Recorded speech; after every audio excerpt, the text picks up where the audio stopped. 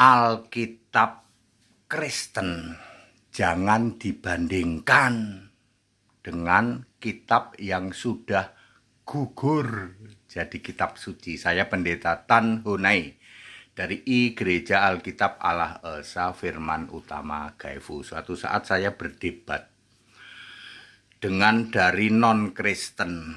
Lalu non-Kristen itu begini, Pak Pendeta HTD, saya akan tunjukkan ayat di kitab kami, ya, surat X ayat Y, gitu ya.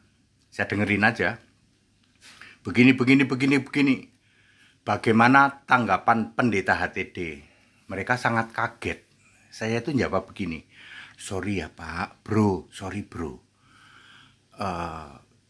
Bukankah kitabmu itu sudah gugur jadi kitab suci?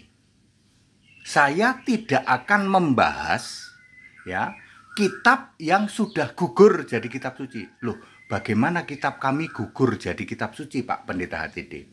Sebuah kitab suci itu mutlak harus ditulis oleh nabi dan atau rasul.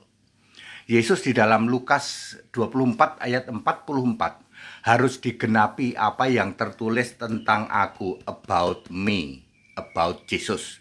Di dalam Taurat Musa, Taurat itu ditulis Nabi Musa. Mazmur Daud, Mazmur itu ditulis oleh Daud dan Salomo. Dan kitab para nabi. Jadi Alkitab Perjanjian Lama ditulis oleh para nabi. Valid, Lukas 24 ayat 44.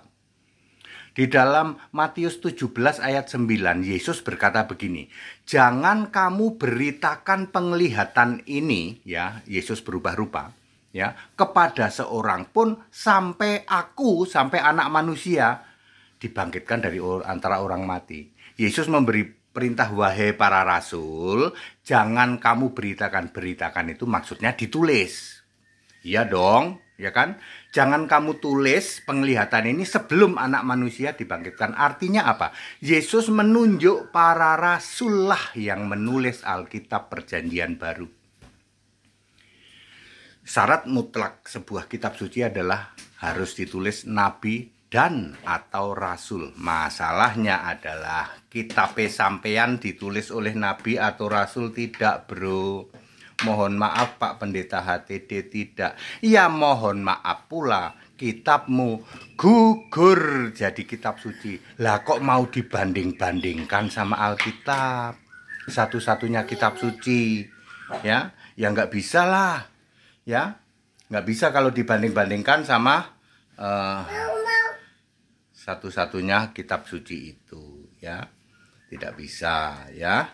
Jadi ya saya mohon maaf ya bro, jadi tidak bisa kalau Anda membanding-bandingkan Alkitab satu-satunya kitab suci dengan kitabmu yang gugur, yang sudah gugur jadi kitab suci. Jadi seperti itu ya Pak.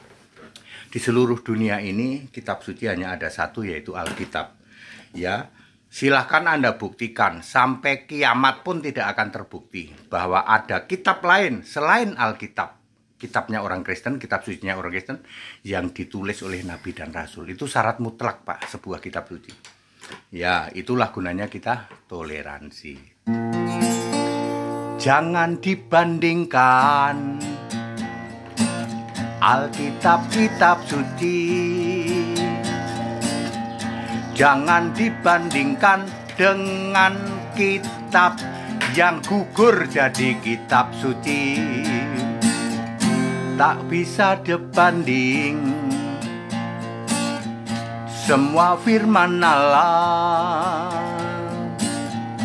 difirmankan oleh Yesus Kristus, Tuhan dan Allah itu suci, tidak ada yang tandingi. Ilham diwahyukan, dikuasai Roh. Yesus akan selalu menjaganya,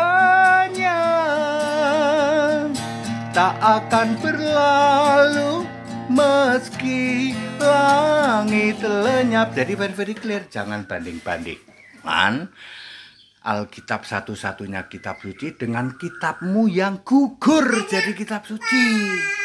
Ya, introspeksi diri. Kitab suci mutlak harus ditulis oleh nabi dan rasul di seluruh jagat raya ini.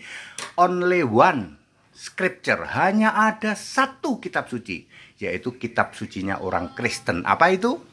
Perjanjian Lama dan Perjanjian Baru. That's it. Kita Indonesia, kita Pancasila, toleransi harus. Itu gunanya toleransi. Jadi semua yang debat sama pendeta HTD langsung mingkem semua. Iya ya Pak, udah disiarkan live kan? Saya jawab begitu, saya disiarkan live loh. Ya, mohon maaf ya bro. Ya, kitabmu wis gugur. Kitab sampean ki gugur jadi kitab suci. Buktikan dulu kitabmu itu ditulis oleh nabi dan atau rasul. Sampai kiamat kamu nggak bisa buktiin. Ya, 4.300 agama keyakinan di jagat raya. Sampai kiamat tidak bisa membuktikan bahwa kitabmu ditulis oleh nabi dan atau rasul. Cuman Alkitab doang. The Scripture, Agiografi, satu-satunya kitab suci orang Kristen yaitu PL dan PB. PL ditulis oleh 26 nabi, PB ditulis oleh 8 rasul. Kita Indonesia, kita Pancasila, toleransi harus. Jangan dibanding-bandingkan Alkitab satu-satunya kitab suci dengan kitabmu yang gugur jadi kitab suci. That's it, haleluya, amin.